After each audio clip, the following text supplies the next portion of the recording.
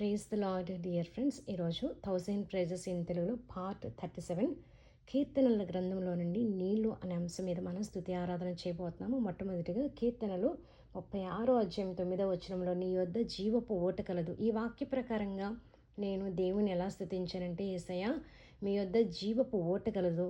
అవునయ్యా, మీ యొక్క వాక్యం అనేటువంటి జీవపు ఓటతోటి అనుదినము మీరు మమ్మల్ని బలపరుచున్న విధానం బట్టి మీకు స్థుతులు స్తోత్రములు వందనాలని చెప్పి నేను దేవుని ఎంతగానో గనపరిచాను. నెక్స్ట్ కీర్తనలు 33 అధ్యాయం 7వ వచనంలో సముద్ర జలములను రాశిగా కూర్చువాడు ఆయనే, అగాధ జలములను కొట్లలో కూర్చువాడు ఆయనే. కీర్తనలు 29వ అధ్యాయం 10వ వచనంలో యెహోవా ప్రళయ జలముల మీద ఆసీనుడాయను. కీర్తనలు 77వ అధ్యాయం 19వ వచనంలో నీ మార్గము సముద్రంలో ఉండెను, నీ త్రోవలు మహాజలములలో ఉండెను. కీర్తనలు 104వ అధ్యాయం 10, 11 వచనములలో ఆయన కొండ లోయలలో నీటి బుగ్గలను పుట్టించును, అవి మన్యములో పారును, అవి అడవి జంతువులని అన్నిటికీ దాహం ఇచ్చును, వాటి వలన అడవి గాడిదలు దప్పి తీర్చుకొనెను. కీర్తనలు 136వ అధ్యాయం 13 నుండి 15 వచనములు ఎర్ర సముద్రమును ఆయన పాయలుగా చేసెను, ఆయన కృప నిరంతరం ఉండెను, ఆయన ఇశ్రాయేలీలను దాని నడుమ దాటిపోచేసెను, ఆయన కృప నిరంతరం ఉండెను. ఫరోను అతని సైన్యమును ఎర్ర సముద్రంలో ఆయన ముంచివేసెను, ఆయన కృప నిరంతరం ఉండెను.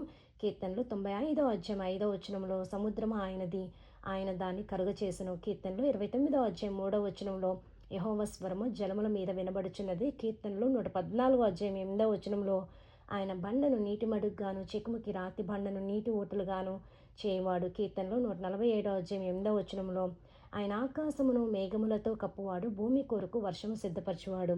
కీర్తనలు 136వ అధ్యాయం 6వ వచనంలో ఆయన భూమిని నేల మీద పరిచినవాడు, ఆయన కృప నిరంతరం ఉండెను. కీర్తనలు 135వ అధ్యాయం 6వ వచనంలో ఆకాశమందును భూమి అందును సముద్రముల ఎందును మహాసముద్రములన్నిటి ఎందును ఆయన తనకిష్టమైనది అంతయు జరిగించువాడు. కీర్తనలో 65వ అధ్యాయం 7వ వచనంలో ఆయనే సముద్రములు ఘోషను వాటి తరంగములు ఘోషను అణచువాడు. కీర్తనలు 93వ అధ్యాయం 4వ వచనంలో విస్తార జలముల ఘోషల కంటెను బలమైన సముద్ర తరంగముల ఘోషల కంటెను ఆకాశమునందు యెహోవా బలిష్ఠుడు. కీర్తనలు 23వ అధ్యాయం 2వ వచనంలో శాంతికరమైన జలముల యొద్ద నన్ను నడిపింప చేయుచున్నాడు.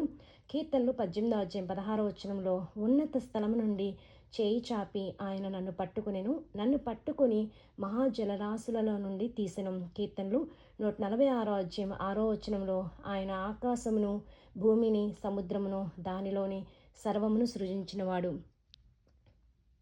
ప్రభువైన యేసుక్రీస్తునికి సమస్త మహిమ ఘనత ప్రభావం కలుగును గాక. క్రీస్తునందు మీ ప్రియ సహోదరి Jayasheela Errapothu. Dear friends, thank you so much for listening. Have a nice day and praise Lord and God bless you.